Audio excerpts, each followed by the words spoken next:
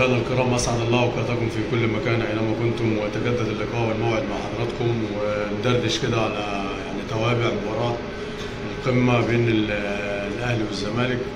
بصراحة الفرقتين بدون تحيز، الفرقتين بصراحة شرفوا الكرة المصرية بجد بجد لحد آخر دقيقة. أنت مش عارف مين اللي هيكسب، الأهلي ولا الزمالك، تمام، عكس السنوات نقول الماضيه. خلينا نتكلم بصراحه بدون مجامله، لدرجه ان انت كنت ممكن بالنسبه لجمهور الزمالك او فريق الزمالك تسال اي حد زملكاوي انت بتشجع الزمالك، انت بتنتمي للزمالك، كان بعض الناس اللي نعرفهم كده يقول لك لا انا بطلت اشجع الزمالك، لا انا يا عم احنا في ايه ولا في ايه، انت شايف الدنيا عامله ازاي وايه، وتلاقيه بيتهرب بطريقه ظريفه المجال الكروي وهو ما بينتميش للزمالك كده. هو في الفترات القادمه بصراحه كان الاول الاهلي بيكسب الزمالك زي ايه، سلام عليكم بصراحه. بيقعد جمهور الاهلي وشايه ومشروبه الجميل وبيتفرج على المباراه بتاعت الاهلي والزمالك فيما قبل، تمام، وعارف ان فرقته بتكسب او هتكسب وما يشغلوش اي حاجه، وعارف ان المباراه تنتهي بالثلاث نقاط. حتى لدرجه ان انا جيت في محتوى من المحتويات قلت الزمالك يا جماعه احنا اصبحنا في زمن القطب الواحد اللي هو النادي الاهلي، تمام. حصل مني بصراحه، ما اقولكش لا، لكن بعد ال 210 دقيقه مباراه السوبر اللي قبل اللي فاتت اللي هي السوبر الافريقي، ومباراه السوبر دي اللي هي 210 تقريبا دقيقه، بصراحه الوضع اختلف تماما. الزمالك خلينا نتكلم بصراحه بقى عنده فرقه محترمه، فرقه تقيله. بص كده على الاسامي، عبد الله السعيد، ناصر ماهر، تمام، وناصر ماهر بالذات يمكن عبد الله السعيد خلاص سنه او سنتين ويشطب، لكن ناصر ماهر بصراحه اللي انا بقول ان هو طالع من العين الاهلاويه، لعيب جامد جامد. لكن تتكلم مع واحد يجي يقول لك ايه، طب احنا لو حطينا ناصر ماهر في الاهلي، طب ناصر ماهر هيلعب مكان مين؟ بصراحه الولد ده يا جماعه لعيب عالي عالي، وكورته جميله جميله، وبيصنع الفرق وعامل تقل لفريق الزمالك بكل صراحه. الواحد بيتفرج مش محتاج ان حد يقول لك او حاجه، لعيب تقيل بصراحه تمام. فالزمالك اصبح فرقه تقيله، اصبح فرقه محترمه، نقول اللي لنا واللي علينا، لدرجه ان الاستاذ عمرو اديب بيقول لك ايه، الزمالك بقى بيتغلب من الاهلي بصعوبه، برضه دي حاجه مش ظريفه برضه، الزمالك برضه بيتغلب بس بصعوبه. احنا عايزين نقول ايه، ان الزمالك بقى فرقه تقيله والزمالك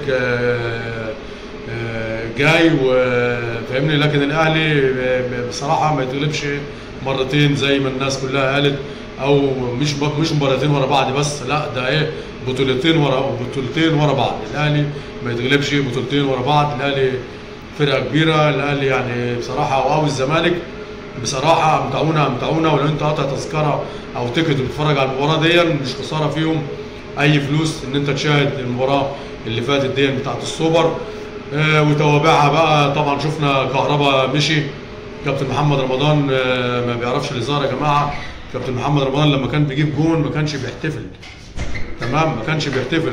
احد المذيعين او الجماعه اللي هم بيعملوا الحوارات واللقاءات وكده، هو ان كابتن محمد انت ليه ما بتحتفلش؟ قال له انا راجل اصلا مهاجم، هحتفل على ايه؟ ما احتفلش، ده الطبيعي ان انا اجيب جول. حتى لدرجه ان فاروق اللي هو المعلق بتاع قناه الاهلي بيساله كابتن رمضان اسالك سؤال ثاني، قال له هو حد الراجل عشان نبقى عارفينه كده، قال له اخر سؤال ليك وما تسالنيش كده بعد كده. فما فيش هزار مع كابتن محمد رمضان. شفنا رحل كهربا وبس، هو الجماهير خدت وعد من كابتن محمد رمضان ان في حاله الفوز على الزمالك يخفف العقوبه عن كهربا، وقد كان، وسمعنا كلنا ان هو خفف العقوبه عن كهربا، بدل مليون جنيه بقت نص مليون جنيه، وكهربا عاد للتدريبات تاني. ونتمنى ان كهربا يمسك العقل يا جماعه، ومش كل مره هتسلم الجره، فنهدى كهربا وان شاء الله فرصتك هي هتاخدها. نروح للزمالك. طبعا سمعنا ان شيكابالا 3 مباريات وناصر منسي اتغرم 3 مباريات، بس زعلان من المذيع بتاع قناه الزمالك، بيقول لك انتوا تعرفوا، حد يقول لي ليه كهربا اتغرم الغرامه دي؟ ونادي الزمالك برضو جت عليه غرامه كبيره زي ما سمعنا. فالمذيع بتاع قناه الزمالك اسكان كل المنتديات وكل الصفحات كاتبه ان شيكابالا الغرامه جايه عشان هو حرض جماهير الزمالك ان هم ينسحبوا كده. هو يعني انت حضرتك المفروض قاري ومطلع وعارف، فتطلع تقول ايه المعلومه كامله، مش تطلع تقول ايه احنا لحد الان مش عارفين كهربا اتغرم ليه او توقف ليه. لا، كهربا اتغرم عشان هم اللي بيقولوا الاتحاد الافريقي ان هو كان يعني بيقول لجماهير، بيحرض جماهير الزمالك لعيبه الزمالك انها تنسحب من مباراه الكونفدراليه السوبر امام النادي الاهلي لما لاعب الاهلي اكرم توفيق عشان يعني ضربه جزاء بتاعت اكرم توفيق. وناصر منسي المعلق بتاع قناه الزمالك حضرتك عشان عمل العلامه بتاعت الذبح بعد ما جاب الهدف. فطبعا ده الاتحاد الافريقي هي مش مؤامره ولا حاجه، بس هو دون اللي الناس شافته واللي الناس عاقبت لعيب الزمالك عشان كده. هو يعني زي ما شرحنا وكده، هو المفروض حضرتك الراجل بتاع مقدم برنامج الزمالك يبقى عارف ومطلع، ولو عارف ومش مطلع لا فانت حضرتك لازم تقول المعلومه كامله للناس. تمام. نروح لقناه النيل. كان في مستضيفين احد اعتقد الصحفيين وكده بيقول ان هو شقيق يعني صاحب شقيق امام عاشور او حاجه زي كده وكده. بيقول لك جماهير الزمالك برضه لسه بتشتم امام عاشور في مباراه السوبر الاخيره في الامارات، وبرضه ساعه التسخين قعدوا يشتموا امام وكده.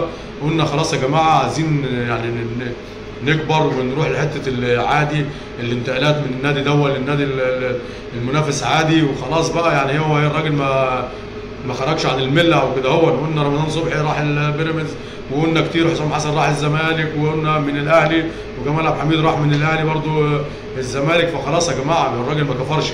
فكلنا يعني ده اعتبره اخوك زي ما قلنا في مواضيع سابقه. فموضوع امام عاشور ده دي يا جماعه بقى موضه قديمه وكده. لما انت واخد من الاهلي ناصر ماهر حتى لو مش مباشر، بس هو راجل بيلعب من عندك، وكان عبد الله السعيد برضه كان راجل بيلعب في الاهلي وهو موجود عندك. فجماعه يعني رفقا بامام عاشور او اي حد لعيب بينتقل من النادي دون للنادي دون، مش شرط القطبين، اي لعيب من اي مكان، هي دي سنه الحياه. واي لعيب لو سالته من انديه الاقاليم هيقول لك نفسي العب في الاهلي ونفسي العب في الزمالك. تمام. فلو جينا للمباراه نرجع للمباراه تاني، بصراحه اداء ولا اروع من الفريقين. ولو المستفاد الاكبر هيبقى طبعا منتخب مصر وكابتن حسام حسن. بصراحه بشكر الفريقين، شكرا شكرا شكرا، عرفتوا وشرفتوا. ونتمنى للناس اللي هي محبوسه في الامارات انها ترجع بسلام لبلدها. وبنقول لكل لعيب يعني حاول تخلي مجهودك كله، وممكن الواقعه دي تخلي لعيبه كتير تخلي بالها من تصرفاتها. خلي مجهودك كله وخلي عقلك كله جوه الملعب. انت راجل الشغل الاداري اللي بره وشغل مش يعني الشغل ده يا جماعه مش هينفع. ولا في ناس بتقول لك لا اصل انت مش في مصر، ما ينفعش يا حبيبي، ولا بره مصر ولا جوه مصر. انت لعيب يبقى في اتزان. الفرقه سافرت اهي كلها وراحت بيوتها وبتتمرن وهتلعب المباراه القادمه وكده. انت الراجل المحبوس او كده، مين نفعك من الناس دي؟ تمام. قاتل واعمل اللي انت عايزه في الملعب، ما بقولكش لا ودافع عن تيشيرتك و10 على 10. اتمنى الثلاثي دون الزملكاوي يعود بسلام الله. وعرفته وشرفته النادي الاهلي ونادي الزمالك في المباراه الاخيره بصراحه ولا اروع. شكرا شكرا للفريقين، اداء بصراحه الواحد قاعد لاخر دقيقه مش عارف مين اللي هيكسب، والفريقين بصراحه ابدعوا ابدعوا ابدعوا. شكرا لقطبي الكره المصريه الاهلي والزمالك، والف مبروك للنادي الاهلي. والزمالك كسب السوبر الافريقي والاهلي كسب السوبر المصري، وفي الاخر الفريقين طلعوا متراضيين. وكل التوفيق للنادي الاهلي امام العين في المباراه القادمه. السلام عليكم ورحمه الله وبركاته. كره مع نصر الرباط.